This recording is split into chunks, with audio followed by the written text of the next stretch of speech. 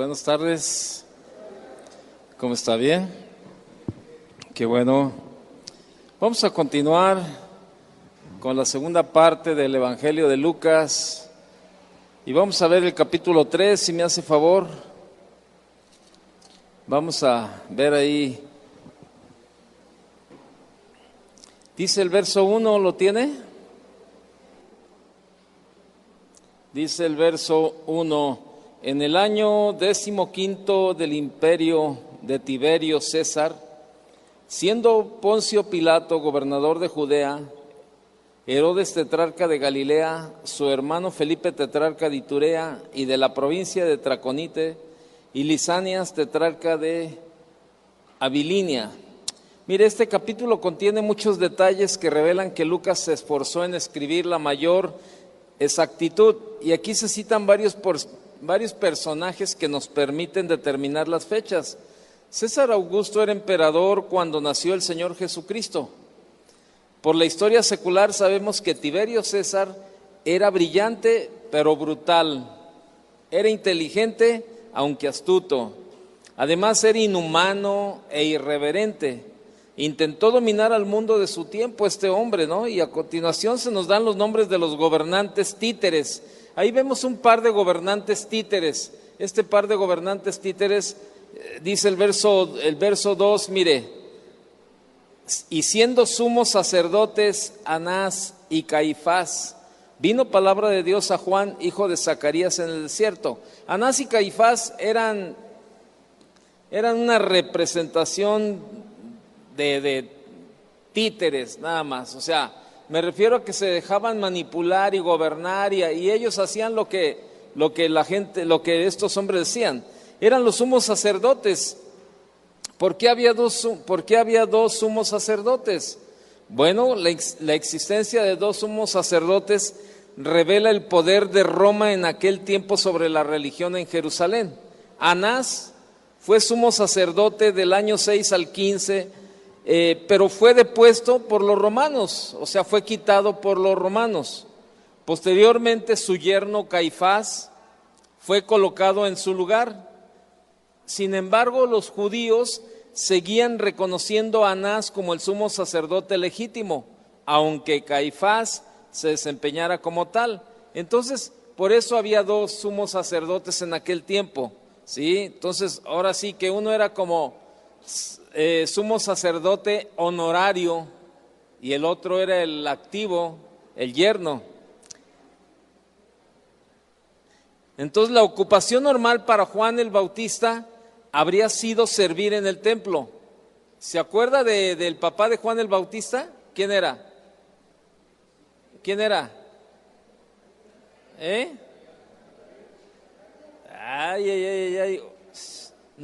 Ese mi Gabrielín, pues claro, Zacarías.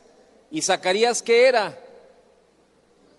Era un sacerdote. Entonces Juan tenía que servir en el templo como su padre. Podría haber sido un líder religioso del templo, pero Juan desechó la oportunidad. En cambio, abandonó el sacerdocio y se retiró al desierto.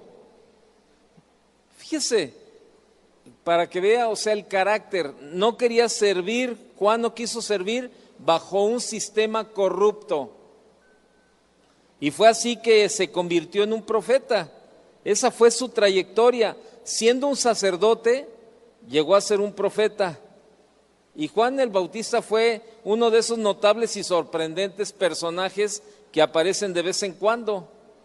Y al verle la gente se acordó del profeta Elías, ¿no? Debido a que había una similitud de los métodos que usaban. Y también le recordó a la gente a aquel que aparecería algún día. ¿Con quién lo confundía la gente? Con el Mesías, ¿no? Con el Cristo. Y Juan era un personaje paradójico y un hombre excepcional. Recuerde que fue asistido por una visita del ángel Gabriel. Y mire, ahí hay algo bien interesante. Juan, aunque él sabía lo que tenía, él sabía lo que la tradición lo llevaba. Su padre era sacerdote y por tal él debería de haber continuado con esa parte de ser sacerdote, pero pudo más pudo más su convicción personal que lo que la religión y la tradición le ofrecían. Y allí vemos algo de verdad, un hombre de valores, un hombre de convicción. Y sabe, esto nos refleja que nosotros los cristianos debemos de ser gente de convicción, que nada debe de movernos hacia donde vamos. Que puede haber aquí mucha tradición y puede haber mucha religión y puede haber lo que usted quiera, pero usted y yo debemos de estar convencidos de atender el llamado que Dios nos ha hecho. Y Juan prefirió renunciar e irse a vivir al desierto que pertenecer a un sistema corrupto. Y ahora en estos tiempos muchos cristianos no tienen esa convicción. Muchos cristianos participan de las corrupciones de este mundo, de lo que está pasando, ¿no? Con una facilidad se hacen las tranzas, los movimientos raros. No, mira, por acá yo te doy una mochada por debajo, o yo te doy esto, pero, o sea, hacemos a un lado la convicción. Y esto es algo fue determinante en la vida de Juan, su carácter, para seguir a donde él tenía que llegar. Y le digo, no le importó en lo más mínimo lo que la tradición le exigía. Los sacerdotes vivían bien, o sea, los sacerdotes, gozaban de un buen estatus social, de tranquilidad, de una forma de vivir cómoda. Y sin embargo vemos la vida de Juan el Bautista, pues no fue muy cómodo, que estuvo viviendo en el desierto. Pero sabe, así debe de ser el cristiano. El cristiano no debe estar metido en una comodidad. El cristiano debe de estar con su convicción siempre por delante y predicando la palabra. Vamos a seguir viendo. Dice el verso 3, y él fue por toda la región contigua al Jordán, predicando el bautismo del arrepentimiento para perdón de pecados, como está escrito en el libro de las palabras del profeta Isaías, que dice, ¿verdad? ¿Qué dice? Voz del que clama en el desierto, preparad el camino del Señor, enderezad sus sendas. Todo valle se rellenará y se bajará todo monte y collado. Los caminos torcidos serán enderezados y los caminos ásperos allanados. Y verá toda carne la salvación de Dios. Fíjese, o sea, él predicaba, de verdad, Juan predicó el bautismo del arrepentimiento. Fue el último de los profetas. De hecho, fue un personaje del Antiguo Testamento que surgió de las páginas del Nuevo Testamento. Su apariencia, bueno, pues era pintoresca, sin afeitar, con cabellos largos, desgreñado y vestido de ropa hecha de pelo de camello. Si lo viéramos en el tiempo actual diríamos un hippie. ¿A poco no? Imagínenselo. Así todo o a lo mejor diríamos un trampa, ¿verdad? Bueno, porque luego se dejan el pelo largo y viste una forma, pero era pintoresco, era realmente diferente en sus ropas, su dieta y su aspecto general. Y tendría la misma recepción que muchos profetas recibieron, ya que acabarían causándole la muerte. Fíjese, su apariencia, o sea, había algo que lo hacía diferente a todos los demás. Yo te pregunto, ¿a ti qué te hace diferente de todos los demás? ¿Tu manera de hablar? ¿Tu manera de no participar en lo que los demás hacen? ¿De no participar en los chistes? ¿Qué te hace diferente? Vemos a Juan, lo hacía diferente, o sea, y yo creo que pues a él no le interesaba. Estaba viendo el periódico el día de hoy en la mañana, pero fíjese, su manera de vestir, su figura muy peculiar, muy extravagante para nuestros tiempos, pero él era su convicción, era parte de su convicción. Ahora hay gente que viste de una manera que trata de llamar la atención, trata de decir, hey, hey, hey, aquí estoy. Estaba leyendo el periódico en la mañana y a mí me gusta leerlo todas las secciones, todos, me aviento todos, ¿no? Hasta el aviso oportuno y a ver si hay alguno que diga, se busca pastor en tal iglesia, ¿no? Y estaba viendo un hombre, hubo una entrega de premios a directores de cine y todo ese tipo todo lo relacionado con películas. Y el director de cine llegó de pijama a la entrega de premios. Y se ve ahí que va con una pijama de 2 piezas, ¿verdad? De saco y pantalón, pero así encima traía un saco normal, un saco sport. Pero él llegó ahí a la alfombra roja y vestido de pijama. Pero este hombre, pues sí, uno dice, mira qué pintoresco, qué esto, qué el otro. Pero este hombre, el del que le estoy hablando, lo hizo para llamar la atención. Y a veces mucha gente en su manera de vestir es para llamar la atención. ¿Y sabe por qué? Para llenar un vacío en su vida, un vacío en su corazón. Tratar de llamar la atención y decir, aquí estoy. Pero en el caso con Juan el Bautista, él no trataba de llamar la atención, era parte de su convicción, de no querer participar o de vestir y de hacer todo lo que la gente hacía. Él quería marcar una diferencia con el mundo actual, el mundo de su tiempo. Y de acuerdo a lo que la Biblia nos enseña, lo logró. Entonces, vemos ahí, ¿verdad? Qué tremenda su diferencia que él marcó. Y bueno, el mensaje más inoportuno y mal recibido, ¿verdad? Incluso en la actualidad es la voz de un profeta. O sea, el mensaje más inoportuno y mal recibido, incluso en tiempo presente, es la voz de un profeta. Si alguien se para y comienza a decirte arrepiéntete, te aseguro que no es un mensaje bien recibido para muchos. Para algunos que andan caminando en orden con el Señor, pues no hay ningún problema, pero muchos no caminan en orden. Entonces el mensaje de un profeta no es muy bien recibido. Que venga y se pare y comience es más, incluso si les dijéramos, miren, hoy invitamos aquí a esta clase al profeta Jeremías o al profeta Pedrito, y se para aquí, y yo le puedo asegurar que la mayoría de la gente empezarían a agachar la cara, empezarían así a agachar la cara, o sea, para que no, y a lo mejor el profeta empezaría así, y todos empezarían a voltear o a buscar allá arriba la respuesta, ¿verdad? Y por todos lados. ¿Por qué?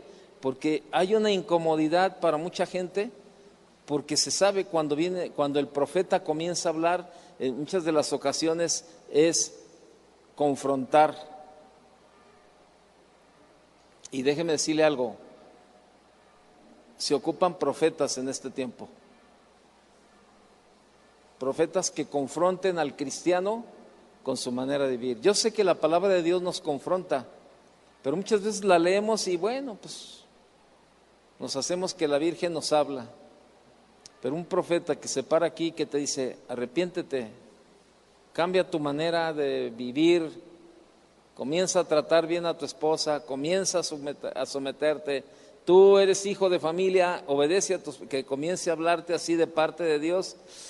Por eso le digo que no es un buen discurso en este tiempo y nadie lo recibe bien. Y se ocupan, y Juan tenía esa característica. Entonces, mire, que Dios tenga misericordia del púlpito, fíjese bien lo que le voy a decir, que Dios tenga misericordia del púlpito, que no sea nada más que una caja de resonancia de lo que la congregación o la gente en general piensa y dice. El mundo no desea escuchar la voz de Dios. El mundo no desea escuchar la voz de Dios, especialmente cuando esa voz habla de juicio. En este sentido, el mensaje de Juan era muy fuerte, muy enérgico, y vemos ahí que comienza Juan a decir: voz que clama en el desierto, preparad el camino del Señor, enderezad sus sendas. Qué tremendo. Me pregunto yo, ¿cuánto duraría un predicador en una iglesia o en un programa de radio o televisión si comenzara su discurso dirigiéndose al público de esta manera, ¿no? Generación de víboras. Órale. Imagínense que comenzara el mensaje así: generación de víboras. ¿Sabes qué? Cámbiale. No, viejo payaso, ¿quién lo va a aguantar? No, cámbiale mejor, ándale. En el otro están los Simpson, ahí mejor ponle, o ponle ahí en el otro está, hay otro canal cristiano y a lo mejor en el otro están hablando, ¿verdad? No, Dios te ama y Dios te acepta como tú eres y Dios es amor y Dios así. Y en el otro el profeta ahí, generación de víboras. Ya. Por eso le digo, el mundo no quiere escuchar la voz de Dios. Y Juan, de verdad que en su tiempo, pues fue un hombre que tuvo la convicción de hablar lo que Dios ponía en su boca. Y muchos cristianos ahora, tienes compañeros de trabajo, tienes familiares, tienes vecinas que tú sabes que necesitan cambiar su manera de vivir, que necesitan arrepentirse, y muchos cristianos se quedan callados, no dicen, no lo confrontan. Es más, incluso a veces algunos cristianos solapan la conducta de tal o de cual persona. ¿Verdad, compadre, que no tiene nada, que me echen unas 2, 3 cervecitas? No, pues no, compadre, mire, la Biblia dice que no se emborrache. Ya ves, comadre, pues ahí está, mira. Y no, en lugar de confrontarlo, no, espérame. Es que así comienzas. La Biblia dice: no os embriaguéis con vino, en el cual hay disolución, antes bien sed llenos del Espíritu. Por eso le digo que se ocupan Juanes bautistas en este tiempo. Y déjeme decirle algo, usted y yo deberíamos de tener el carácter para confrontar a la gente. Cuando teníamos el instituto los lunes y los martes, teníamos clases en la mañana, ¿verdad? Y eran los lunes y los martes en la mañana y en la tarde. Entonces había ahí pues una de las generaciones, me acuerdo que 2 hermanas se pusieron a platicar. Y entonces decía, se empezaron a poner ahí a platicar y le decía una a la otra: oye, tú cuando necesitas consejería, ¿con quién vas? No, pues, no, mira, yo voy con el pastor fulanito de tal.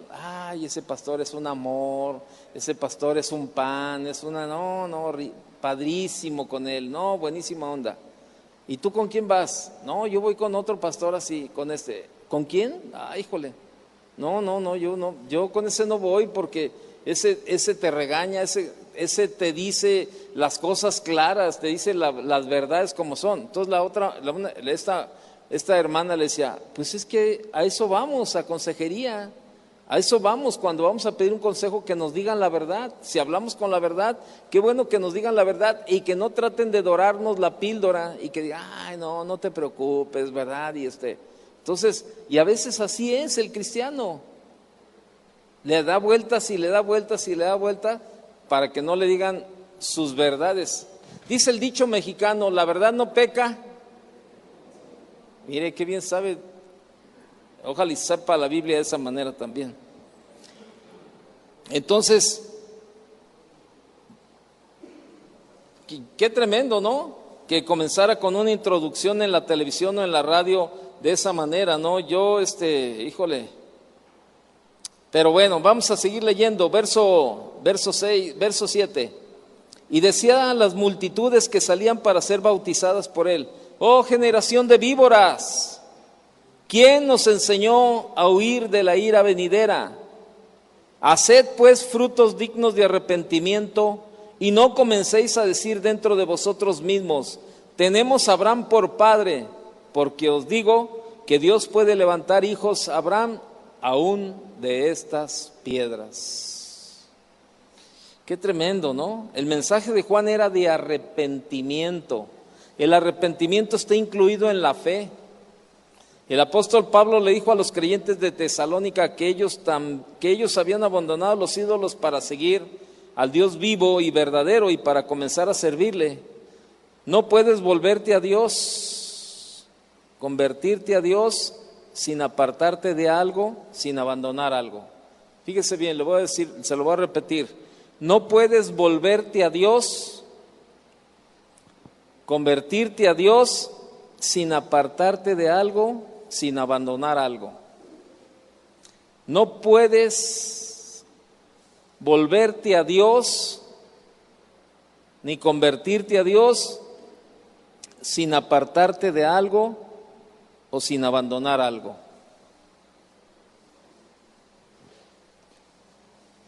Todos, yo no tengo no tengo duda en decir lo siguiente. Yo creo que todos los que estamos aquí en esta tarde y nos convertimos a Dios, dejamos algo, abandonamos algo. Si tú no has abandonado esas áreas en tu vida o algunas cosas que tú sabes que a Dios no le agradan, es que probablemente a lo mejor no te has convertido.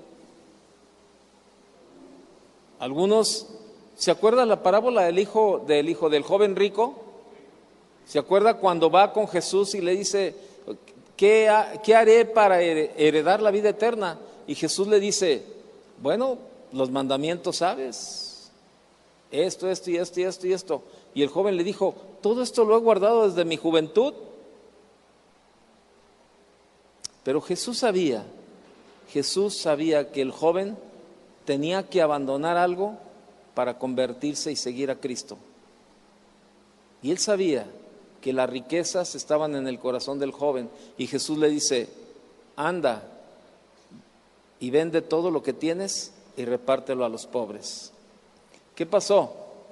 El joven se dio la media vuelta y se fue y no quiso abandonar lo que le estorbaba para convertirse a Cristo. Y por eso le digo, nadie se puede convertir ni puede seguir a Cristo si no abandona o deja algo. Si hay cosas en tu vida que no has dejado, sería un buen examen. ¿Qué tanto te has convertido? Esa parábola del joven rico no habla de otra cosa más que de una entrega total. Esa es la base de esa parábola del joven rico, entrega total. Jesús le estaba diciendo al joven, necesitas una entrega total, abandona todo y sígueme. Toma tu cruz y sígueme. Y hay muchos cristianos que no quieren soltar, no quieren soltar y no quieren soltar. Entonces tienen un pie aquí y el otro pie acá. O sea, un pie en el mundo y un pie como cristianos. Qué tremendo, ¿no? Entonces, cuando te vuelves hacia Dios, te apartas del pecado y ello implica ¿qué? Arrepentimiento. Cuando aceptas a Cristo como tu Salvador, te vas a apartar de la forma de pensar y de los valores de este mundo. Quizás has escuchado hablar acerca del amor de Dios, pero eso no te ha conmovido. Y te habrás preguntado por qué. Es que necesitas escuchar aquella voz que resonó en el desierto repitiendo aquel mandato: arrepentíos. El arrepentimiento constituye una parte de la fe que salva. El arrepentimiento constituye una parte de la fe que salva. Es la fe. Es la fe la que te lleva a reconocer y decir, estoy mal, necesito un cambio. Y tú sabes que el único que puede cambiar tu vida es Dios. Nadie más puede cambiar tu vida, nadie más. Hace unos días platicaba yo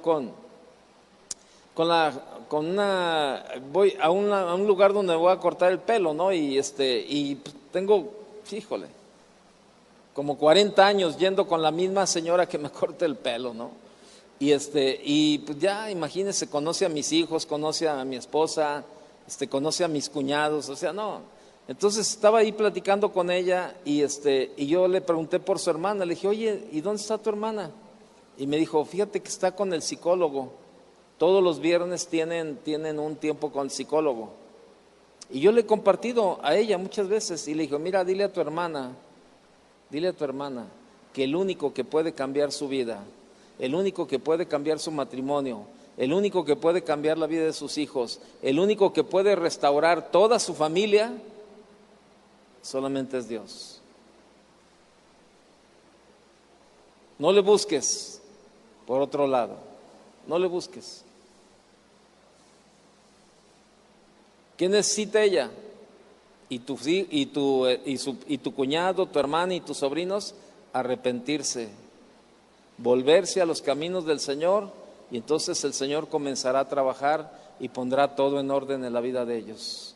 Pero ¿sabe? Así es la vida del cristiano, y era donde Juan quería llevar a la gente, al arrepentimiento, para que su manera de vivir cambiara. Entonces nosotros hoy predicamos el evangelio de la gracia de Dios, pero si tú has sido un receptor de la gracia y misericordia de Dios y te has convertido a Él, vas a tener que apartarte de tus pecados. Si no los abandonas, es que no has cambiado de dirección. Si no abandonas tu antigua manera de vivir, tus pecados, no has cambiado de dirección, no te habrás convertido verdaderamente. Tu vida solamente está sancochada. Todavía sigue viviendo el viejo hombre o la vieja, el hombre, la mujer antigua, ya porque soy muy feo. Sí. Todavía sigue viviendo el hombre antiguo en ti o la mujer antigua, para que no siga tan feo. Y no te has convertido. Qué tristeza, ¿no? Que nada más llegaste, alguien te predicó y encima de tu vieja naturaleza te pusiste el traje nuevo. Pero sigues oliendo a pecado, sigues oliendo a mundo. Es como cuando no te bañas, ¿se acuerdan? Hace muchos años aquí había un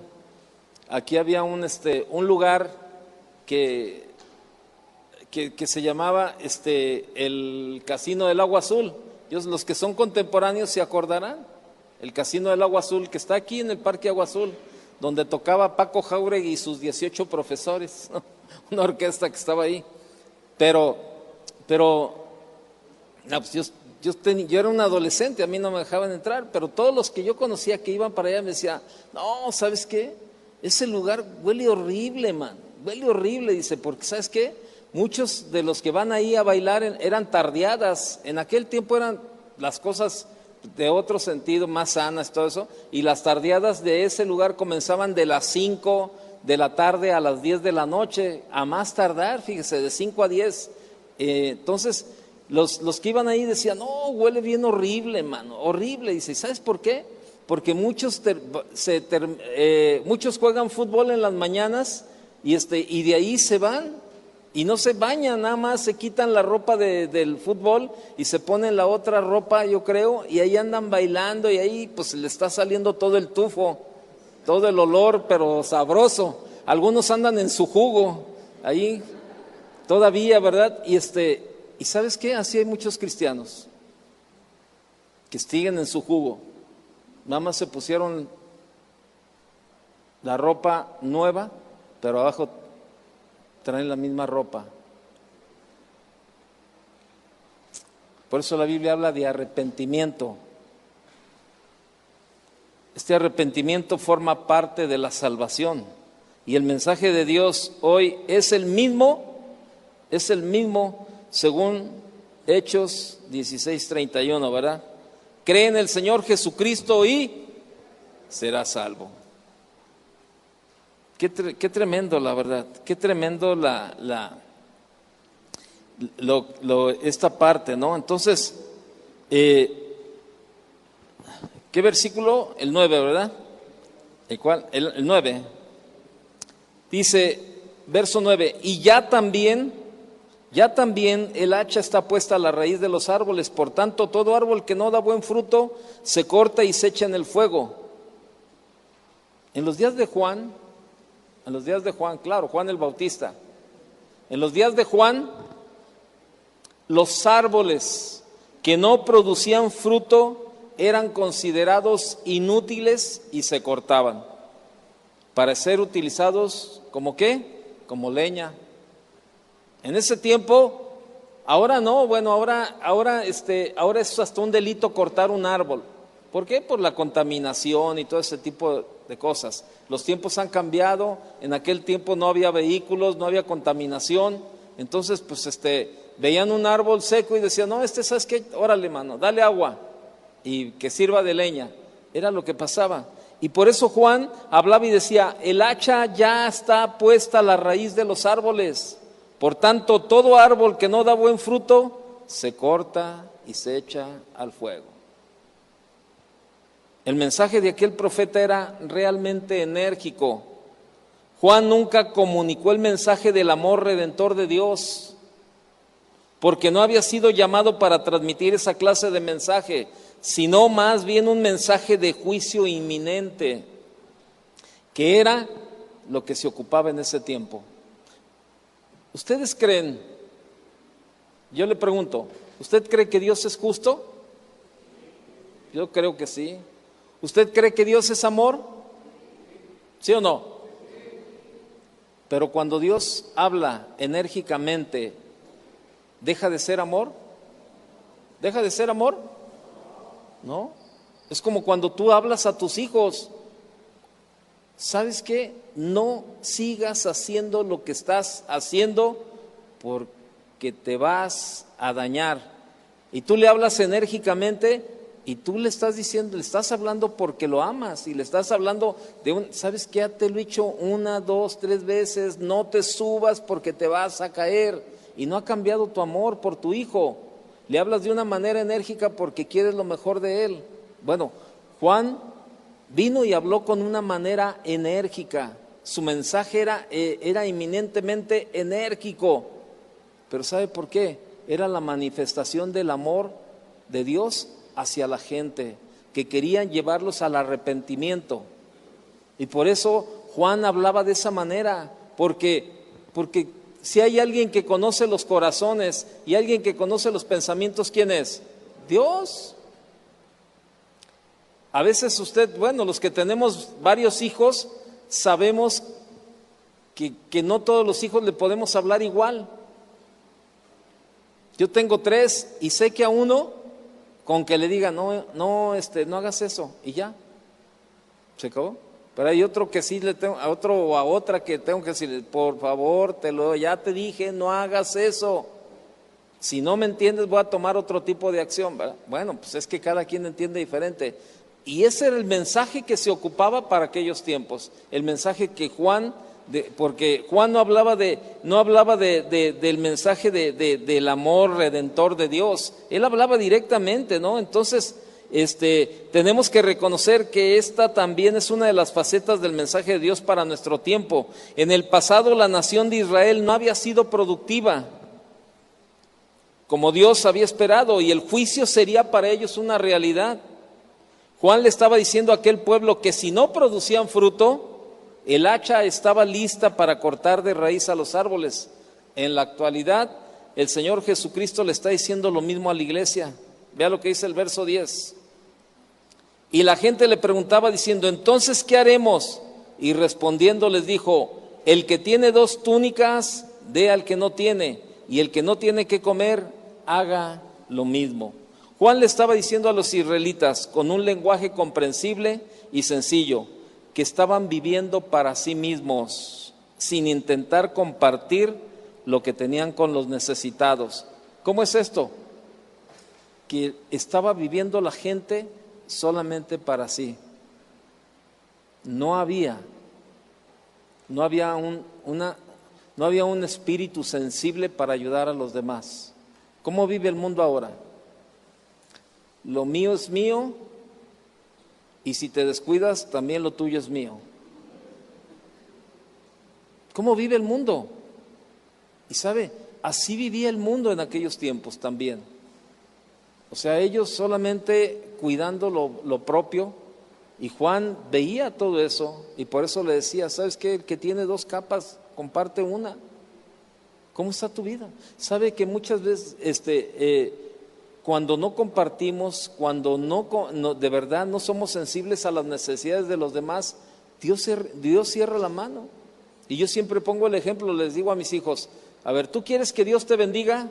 Sí, me dicen, no, pues sí, abre la mano. Abre la mano para que Dios te bendiga. Pero muchos tienen la mano cerrada. Comparte lo que traes en la mano. No, pues esto es mío. ¿Quieres que Dios te bendiga? Sí. Abre la mano. Y muchos cristianos se han perdido la bendición de Dios porque no quieren compartir una de sus túnicas, porque no son sensibles a las necesidades de los demás. Y viven para sí mismos nada más. Y viven, no, es que, ¿sabes qué? ¿Y si se me acaba? No, pues a mí también me hace falta. Sí, yo no tengo duda que te hace falta, pero a lo mejor hay gente que tiene más necesidad que tú. ¿Cuánta gente tiene los closets llenos de ropa? Que llega el momento en que la ropa hasta se echa a perder de estar colgada ahí. Y no comparten. Mire, créamelo, y usted lo puede confirmar con mis hijos y con mi esposa. Hace unos días que fue el Congreso de Matrimonios, yo comencé a sacar ropa que me habían regalado mis hijos, mi esposa, el pastor Chava, el pastor Tony, así que iban a algún lado de Estados Unidos y oye, mira, te traje esta camisa, esta playera y y así. Y yo comencé a sacar, ¿sabe? Saqué como 20 prendas nuevas. Fácil, nuevas, con las etiquetas colgando y toda la cosa. Y un mes antes yo había sacado muchísimas playeras que no usaba. Y mi esposa me dijo, oye, dejas de regalárselas a mi cuñado, o sea, un concuño mío, fíjate que él necesita. Y me dijo mi hermana que se habían estado orando por una playera y que no sé qué. Y yo saqué como, pues un montón de playeras. Y le dije, no, pues ahí está, mira, iba a regalarlas a alguien en la iglesia, pues llévaselas, si él las necesita, llévaselas. Le digo, pero no le van a quedar todas, le digo, porque pues él está más delgado. Y entonces fue mi cuñada y vio y me dijo, no, sí, todas le quedan. Y se las llevaron. ¿Y sabe cuántas eran las playeras que se habían llevado? Como unas 20. Y de verdad, estaba mi hija Michelle ahí conmigo, ¿verdad? Cuando yo estaba sacando la ropa, y me decía, papá, tienes un montón de ropa nueva. Le dije, hija, todo, créemelo, todo lo que tú estás viendo, yo no he comprado nada. Todo es regalado. Y de aquí, y de acá, y de acá, Dios no se queda con nada. Póngalo en práctica. Y mi esposa veía que yo abría el closet y sacaba un montón de camisas. Me decía, ¿qué les va a hacer? Les voy a regalar. Ya tengo aquí alguien que le quedan y que las va a usar. A mí me quedan ajustadas o no me las pongo, no eso. Y así como les desocupaba el closet, mire, llegaban. Pues es que es la naturaleza de Dios. Lo que tú siembras, ¿qué? A lo mejor, y era lo que Juan estaba diciendo. ¿Verdad? Oiga, ¿saben qué? Compartan. Le estaba diciendo con un lenguaje comprensible y sencillo. que estaban viviendo para sí mismos sin intentar compartir lo que tenían con los necesitados. Vea lo que dice el verso 12. Vinieron también unos publicanos para ser bautizados y le dijeron: Maestro, ¿qué haremos? Él les dijo: no exijáis más de lo que os está ordenado. ¿Sí? Los publicanos eran los recaudadores de impuestos, muy conocidos por su codicia. Sin embargo, se dirigieron a Juan y le preguntaron: ¿qué haremos? También en su momento se dirigirían al Señor, ¿verdad? Dice el verso 14, también le preguntaron unos soldados diciendo: ¿y nosotros qué haremos? Les dijo: no hagáis extorsión a nadie, ni calumniéis, y contentaos con vuestro salario. O sea, deja de hacer tranzas, deja de buscar, eso lo está diciendo Juan a ellos. El mensaje que Juan transmitió a aquellas personas de diferentes clases y condiciones sociales fue práctico, fue un mensaje práctico. Es que cada persona, no importa su preparación, profesión u ocupación, revela su fe cristiana y su carácter cristiano por la manera en que se comporta y desempeña en su profesión. Como bien dijera el Señor a sus discípulos: por sus frutos los conoceréis. Verso 15. Como el pueblo estaba en expectativa, preguntándose todos en sus corazones si acaso Juan sería el Cristo, respondió Juan diciendo a todos: yo a la verdad os bautizo en agua, pero viene uno más poderoso que yo, de quien no soy digno de desatar la correa de su calzado. Él os bautizará en Espíritu Santo y fuego. Su aventador está en su mano, y limpiará su era, y recogerá el trigo en su granero, y quemará la paja en el fuego, que nunca se apagará. Juan aclaró que su mensaje no era el mensaje final. Él estaba preparando el camino para aquel que habría de venir. Juan bautizó con agua y Jesús ha estado bautizando con el Espíritu Santo por más de 2000 años, hasta este momento. Él también bautizará con fuego en su segunda venida. ¿Y el fuego de qué nos habla? Cuando la Biblia habla de fuego, ¿de qué nos habla? De juicio, de juicio, de juicio. De eso habla la Biblia, el fuego. Y algunos creen que esta es una referencia al día de Pentecostés, ¿no? Cuando vino el Espíritu Santo y tuvo lugar la aparición de lenguas de fuego sobre las cabezas de los que se encontraban reunidos. Sin embargo, es importante observar que en Hechos capítulo 2, verso 3, no lo busque, la expresión utilizada fue lenguas como de ¿qué? Como de fuego, indicando más bien una comparación. Y la venida del Espíritu Santo no fue el cumplimiento del bautismo de fuego. Ese bautismo ocurrirá en la segunda venida del Señor. Vea lo que es el verso 19. Verso 18. Con estas y otras muchas exhortaciones anunciaba las buenas nuevas al pueblo. Entonces Herodes el tetrarca, siendo reprendido por Juan a causa de Herodías, mujer de Felipe su hermano, y de todas las maldades que Herodes había hecho, verso 20, sobre todas ellas añadió además estas, encerró a Juan en la cárcel. ¿Sabes? Cuando tú y yo hablemos la verdad o confrontemos a alguien con la verdad, pues mira, es muy difícil que alguien te diga, te agradezco, o te digo, casi toda la gente se enoja. Y bueno, ahí no fue la excepción. Juan había reprendido públicamente a Herodes porque éste se había casado con Herodías, mujer de su hermano Felipe.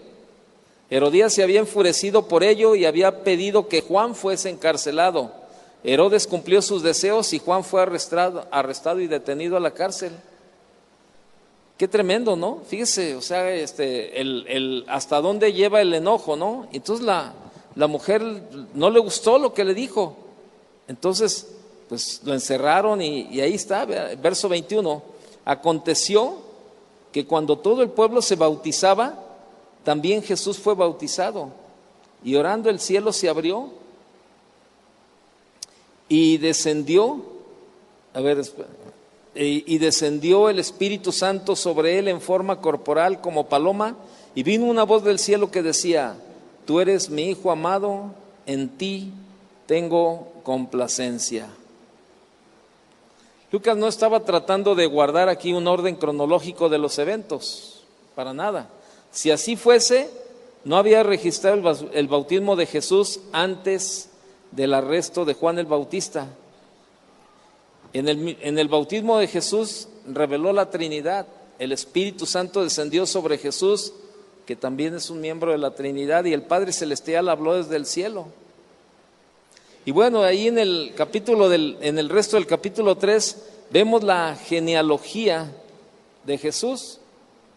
Comienza el verso 23 con Jesús, ¿verdad? Ahí Jesús mismo, al comenzar su ministerio, era como de 30 años.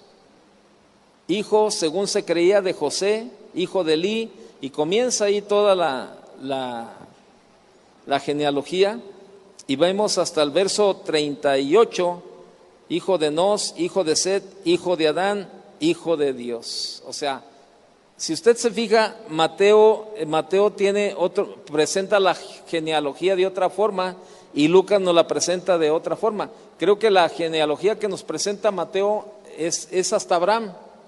Y vemos aquí en Lucas cómo Lucas nos presenta desde Adán, desde el inicio de la vida, cómo se fue llegando la genealogía hasta la vida de Jesús. Ahí léala, estúdiala y véala, y aquí nos quedamos. Que Dios le bendiga.